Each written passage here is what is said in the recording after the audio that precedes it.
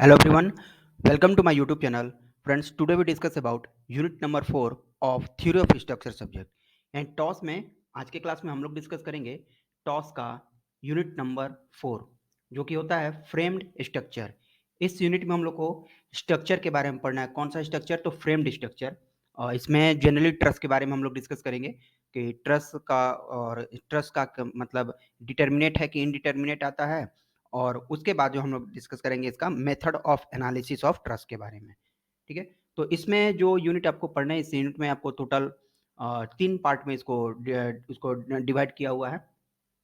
First part है introduction का, जिसमें है स्टैटिकली डिटर्मिनेट फ्रेम किसको कहेंगे, distinguish between beams and determinate truss, beam और ट्रस के बीच में क्या डिफरेंस है, फ्रेम और ट्रस हो चाहे बीम और ट्रस हो, दोनों सेम ही बात होती है। ठीक है, state the important use of determinate frame, इसका इंपॉर्टेंट यूज कौन कौन सा है, कहाँ पर यूज होता है फ्रेम के बारे में। नेक्स्ट है इसके बारे में कि मेथड ऑफ एनालिसिस, यानी मेथड ऑफ ज्वाइंट और मेथड ऑफ सेक्शन, दो मेथड है ट्रस को एनालाइज करने के लिए। दोनों मेथड्स के बारे बेस्ड क्वेश्चंस एग्जाम्स में पूछे जाते हैं, तो डिटेल्स में इसके बारे में हम लोग देखेंगे। और थर्ड पॉइंट है इसमें, third part, applications forces in the member of simple trust by method of joint and method of section, यानी दोनों मेथड के बारे में आपको पढ़ना है कि मेथड होता क्या है। उसके बाद न्यूमेरिकल प्रॉब्लम, यानी कि उसका जो एप्लीकेशंस होंगे उसके बारे में आपको पढ़ना होगा। तो स्टार्ट करते हैं आज का क्लास। एक सबसे पहले इसमें यूनिट नंबर 1 पे चलेंगे। यूनिट नंबर 4.1 है statically determinate frame and distinguish between beam and determinate truss के बारे में। तो इसका पहले इंट्रोडक्शन पार्ट। फ्रेम किसको कहेंगे? फ्रेम का मतलब हुआ ए फ्रेम और truss is an assembly of members, मतलब कोई फ्रेम हो या ट्रस हो। जैसे ये एक अगर फ्रेम है, फ्रेम होगा तो मतलब कुछ इस तरह का इसका शेप होगा, फ्रेम हो या फिर ट्रस हो, truss in the sense of inclined member, frame हो या फिर ट्रस हो। इसको डिफाइन कैसे करेंगे? तो फ्रेम होता है चाहे ट्रस, ये दोनों ही क्या होता है, असेंबली ऑफ मेंबर्स होते हैं, यानी कि बहुत सारे मेंबर का कॉम्बिनेशन होता है। ए फ्रेम और truss is an assembly of members connected together by rivets और वेल्ड। जो मेंबर्स है देखिए, member 1, member 2, member 3, member 4, member 5, 6, 7, 8, 9, 10, 10 member यहाँ पर है। तो ये मेंबर, 10 मेंबर क्या है, असेंबल है, एक साथ में जुड़े हुए हैं, किसके हेल्प से? या तो रिविट के हेल्प से या तो वेल्ड के हेल्प से। तो मतलब फ्रेम या ट्रस को हम लोग डिफाइन कर सकते हैं, फ्रेम और truss is an assembly of members connected together by rivet or weld. A frame is usually loaded and supported externally at joints. देखिए फ्रेम और ट्रस में क्या डिफरेंस होता है कि जो फ्रेम होता है ये क्या करेगा, एक्सटर्नली जो सपोर्टेड होगा, कहाँ पर सपोर्ट लगेगा, तो ज्वाइंट्स पे सपोर्ट लगेगा। लेकिन लोड जो अप्लाई होगा, लोड जब अप्लाई होगा तो मेंबर पर अप्लाई होता है इन केस ऑफ फ्रेम में।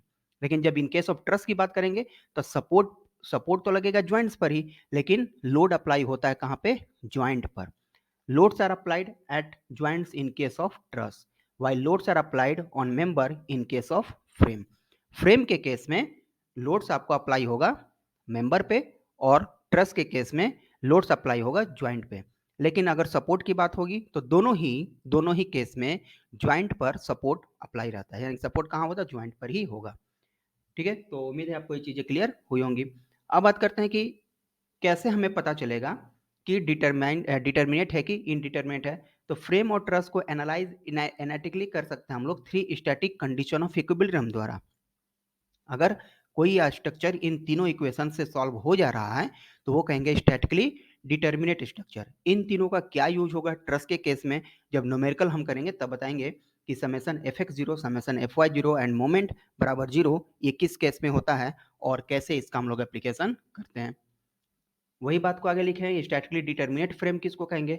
ए frame the member of which can be analyse by applying 3 static condition of equilibrium, that is fx0, fy0 and moment zero, is called statically determinate frame. अब frame का यहाँ पर types के बारे में आपसे पूछा गया है कि टाइप ऑफ फ्रेम कितने तरह के होते हैं। तो जनरली 2 तरह के होंगे, परफेक्ट फ्रेम और इम्परफेक्ट फ्रेम। परफेक्ट फ्रेम उसको कहेंगे जिसमें मेंबर बराबर होगा 2j-3 का, ये कहलाएगा परफेक्ट। और इम्परफेक्ट का मतलब होगा जहां मेंबर बराबर नहीं होगा 2j-3 का। तो उसको कहेंगे इम्परफेक्ट फ्रेम और इसको कहेंगे परफेक्ट फ्रेम। अब बात करते हैं जब ये बराबर नहीं होगा, या तो ये ग्रेटर होगा या तो लेस होगा, यही तो कंडीशन हो सकता है। तो जब ये कंडीशन ग्रेटर का आएगा, ठीक है, जब मेंबर यहाँ पर ग्रेटर हो जाता है तब की बात हो जाती है अलग, और जब मेंबर यहाँ पर लेस हो जाता है तब की बात हो जाती है अलग। तो इसी को हम लोग दो नाम से जानते हैं, एक डेफिशिएंट फ्रेम और एक रिडंडेंट।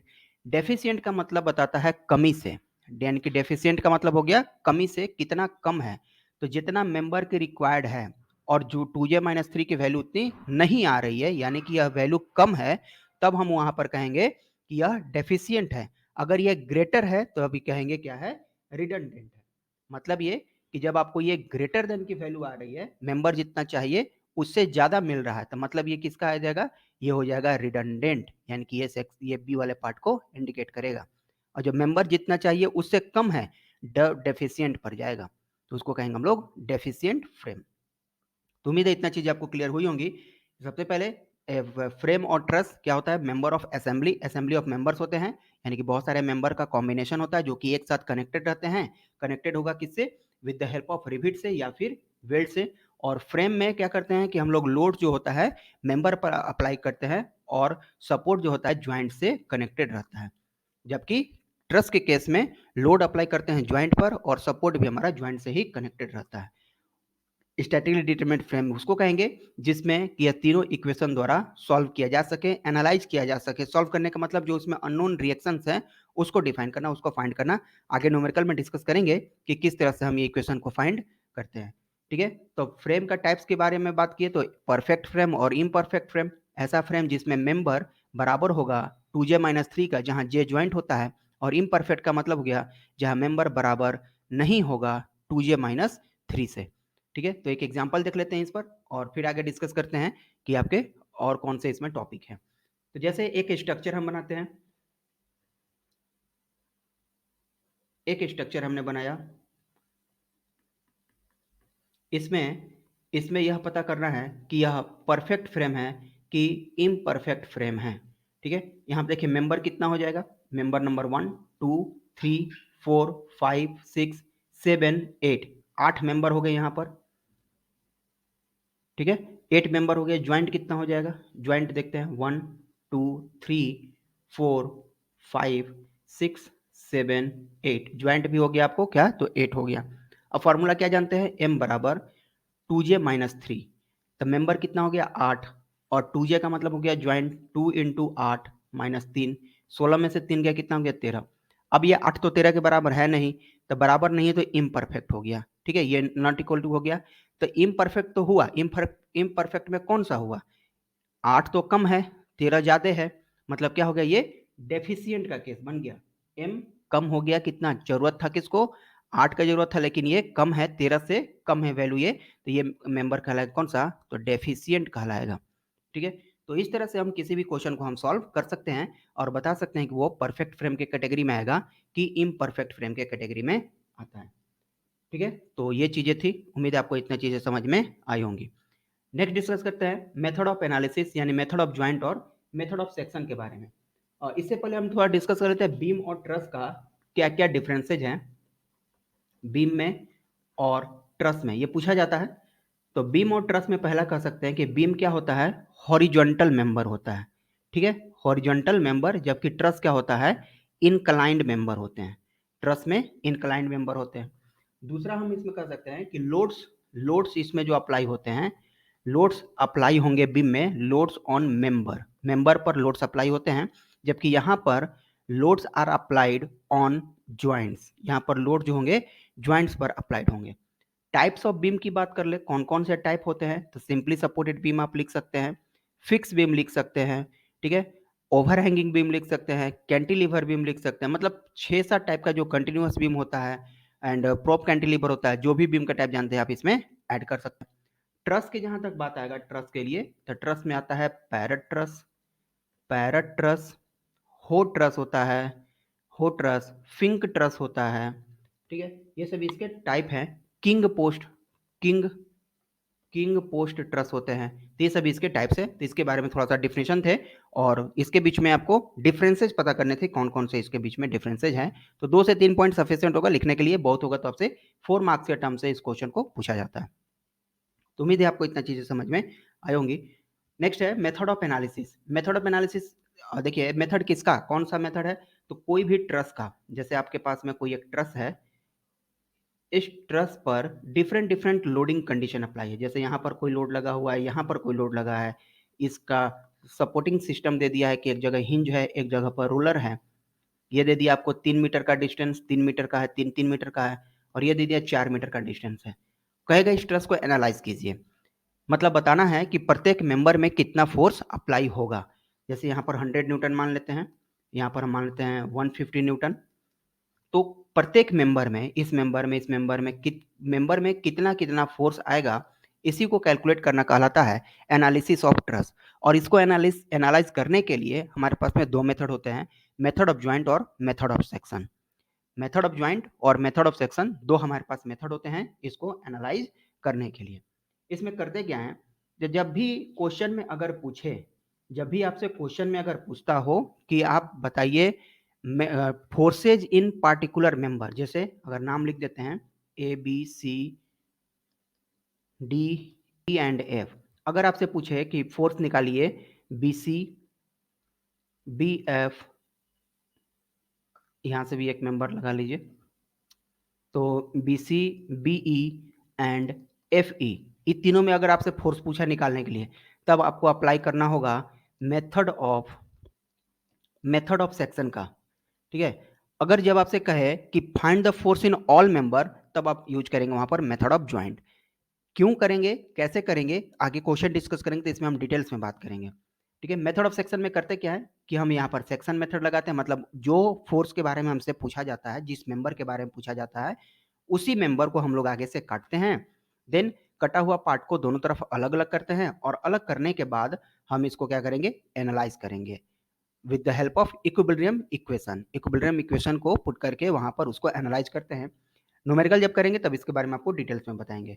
मेथड ऑफ ज्वाइंट में क्या करते हैं कि प्रत्येक ज्वाइंट को अलग अलग सॉल्व करते हैं। तो मेथड ऑफ ज्वाइंट से सॉल्व किया हुआ न्यूमेरिकल थोड़ा सा लेंथी हो जाता है, इसीलिए जब आपसे किसी पार्टिकुलर मेंबर की अगर बात करें कि इसमें फोर्स निकालें, तो वहां पर मेथड ऑफ ज्वाइंट निकालने से अच्छा होगा कि मेथड ऑफ सेक्शन यूज करें, और जल्दी सॉल्व हो जाता है क्वेश्चन।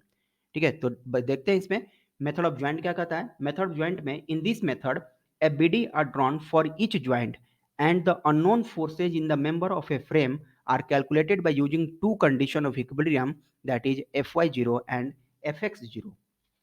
कहने का मतलब कि जो भी आपको स्ट्रक्चर दिया होगा उसमें क्या करना है कि प्रत्येक ज्वाइंट का एफबीडी बनाते हैं।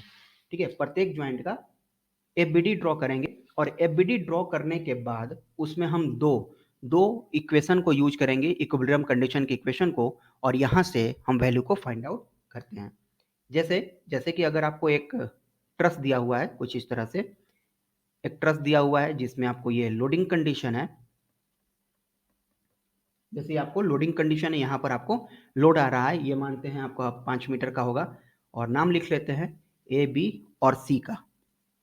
अगर पूछे कि आपको ए बी में और ए सी में फोर्स फाइंड कीजिए, कितना कितना फोर्स होगा अगर आपको 100 न्यूटन का लोड यहाँ से अप्लाई किया जाता है, तो सबसे पहले आपको क्या करना होगा कि यहाँ पर जो ए पर और जो सी पे आर ए और आर सी बनेगा, इसको आपको कैलकुलेट करना होगा।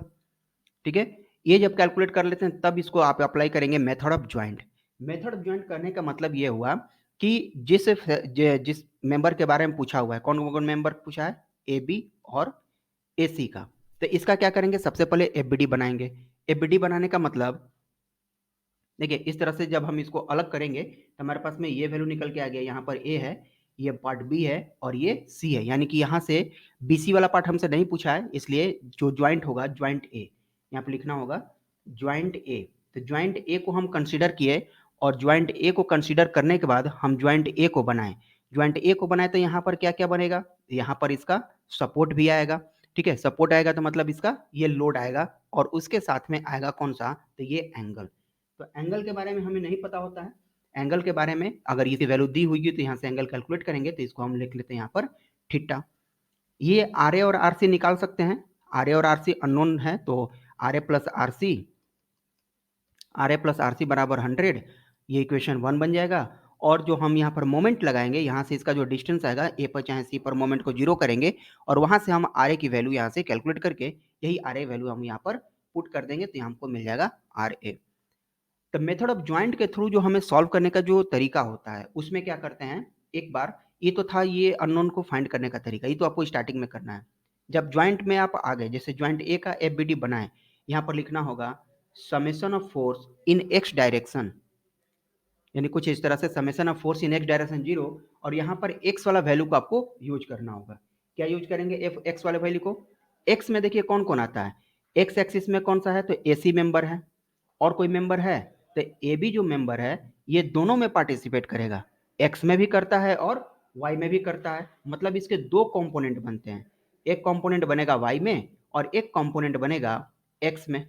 ठीक है, तो एक्स वाला जो कंपोनेंट बनता है ये बनता है, ये ए बी है तो लगेगा यहाँ पर F of A B cos theta, और वाई वाला जो कंपोनेंट बनता है F of A B sine theta, ये दो कंपोनेंट बनते हैं। तो एक्स वाले में कौन कौन इक्वेशन आ जाएंगे, एक तो हमारा फोर्स इन एसी बन जाएगा, यानी कि इसको हम लिख सकते हैं पी ऑफ एसी, यानी फोर्स फोर्स एफ लिख लेते हैं, और यहाँ जो हो जाएगा फोर्स आपका मिल जाएगा फोर्स इन ए बी। तो हमारे पास एक्स वाला कंपोनेंट कौन कौन सा है, देखिए एक में एक कंपोनेंट मिल गया एफ ऑफ ए सी, ये वाला, ठीक है, इस मेंबर का हमने सॉल्व कर लिया। अब कौन सा बचा, F of A B cos theta, तो इसको प्लस करेंगे, और चूंकि दोनों ही का डायरेक्शन इधर फर्स्ट क्वाड्रेंट की तरफ में आता है, इसलिए इसको हम लोग पॉजिटिव के वे में लिखेंगे, यानी कि हो जाएगा F of A B cos theta बराबर 0। ये आपका इक्वेशन नंबर 1 हो गया। अब जब हम दूसरा इक्वेशन लगाएंगे, समेशन ऑफ एफ वाई बराबर 0, तो इसमें हम देखेंगे अपवार्ड में कौन कौन सा है, तो अपवार्ड में यहाँ पर कौन सा आता है, तो आर ए की वैल्यू आ रहा है।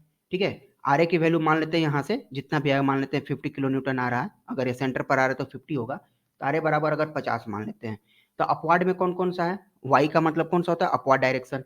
अपवार्ड में देखिए आर ए है, आर ए यानी कि कितना है ये 50 रख लेते हैं, प्लस अपवार्ड डायरेक्शन को प्लस मान रहे हैं और डाउनवर्ड को नेगेटिव मान रहे हैं। अपवार्ड में ये भी है F of A B sine theta, यहाँ पर लिख लेंगे F of A B sine theta बराबर 0। हमने क्या किया, दोनों ही इक्वेशन यहाँ पर लगाए।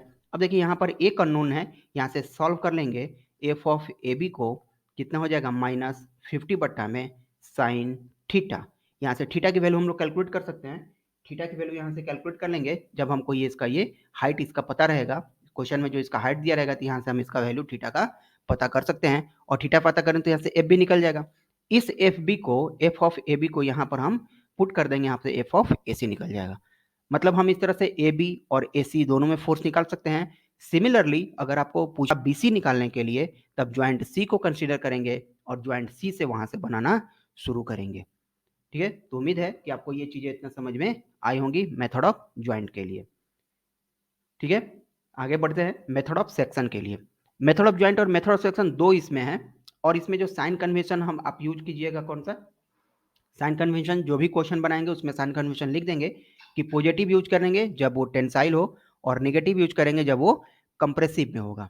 अब ये कंप्रेसिव और पॉजिटिव किसका, जैसे हमने F of A B use किया था, एफ ऑफ ए बी यानी फोर्स इन ए बी जब निकाले थे, ये वैल्यू अगर आपका पॉजिटिव आ रहा है तब इसको लिखेंगे कौन सा है, टेंसाइल, और यदि निगेटिव आता तब इसको लिखते हैं कंप्रेशन में।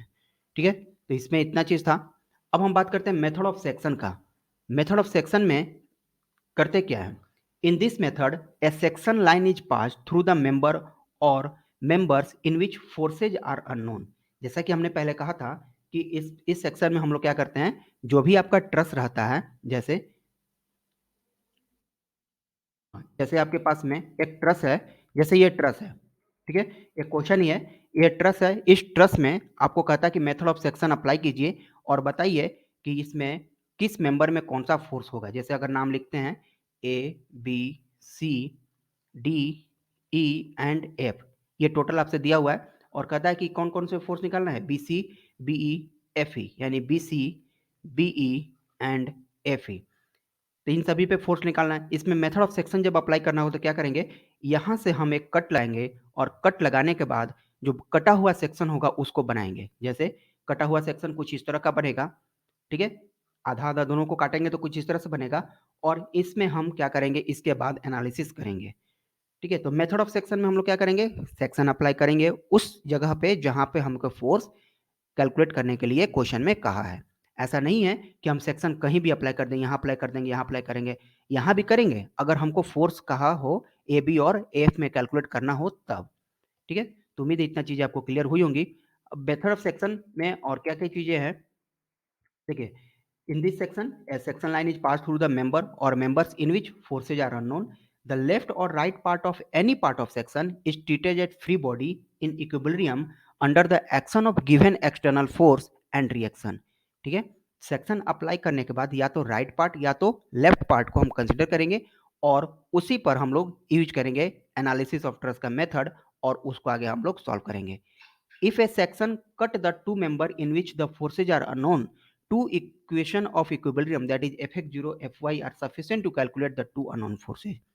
अगर ऐसा मेंबर आप कट किए जिसमें सिर्फ दो दो फोर्सेज ही अननोन हो तो वहां पर दो ही इक्वेशन सफिशियंट होगा उन दोनों को कैलकुलेट करने के लिए। लेकिन अगर तीन अगर आपस में काट रहे हो तब वहां पर तीन इक्वेशन चाहिए आपको सॉल्व करने के लिए। तब तीन में आप F X zero F Y zero और समेशन ऑफ मोमेंट जीरो को यूज कर सकते हैं उसको कैलकुलेट करने के लिए। ठीक है, कहने का मतलब कि अगर आपके पास में जो ट्रस का सेक्शन है, अगर आपसे कहा कि आप इस मेंबर में मेंबर ए बी, यहाँ नाम लिखना, अगर मेंबर ए बी और ए सी में आप फोर्स निकालिए, ए बी और ए सी में फोर्स निकलता, सेक्शन यहाँ से काटेंगे तो आपको यहाँ पर दो ही इक्वेशन का जरूरत पड़ेगा, summation of F X zero and summation of F Y zero. दो इक्वेशन निकालेंगे, दोनों इक्वेशन का जरूरत पड़ेगा, तो यहाँ से इन दोनों को आप कैलकुलेट कर सकते हैं। लेकिन यहाँ तो पूछा हमको कौन सा, बी सी बी और एफ, यानी कि यहाँ से इस सेक्शन को पूछा है तो हमें यहाँ पर तीन अननोन फोर्सेज हैं तो तीन इक्वेशन की जरूरत पड़ेगी इसको कैलकुलेट करने के लिए। ठीक है, तो उम्मीद है इतना चीज आपको क्लियर हुई होंगी। तो ये थे आपको method of joint, method of section से रिलेटेड कुछ इंपॉर्टेंट टर्म्स और इसको कैसे हम लोग सॉल्व करते हैं। आज के क्लास में इतना ही, इससे जो रिलेटेड न्यूमेरिकल हम लोग नेक्स्ट क्लास में देखेंगे। तो आज के क्लास में इतना ही, मिलते हैं नेक्स्ट क्लास में कुछ नए टॉपिक के साथ।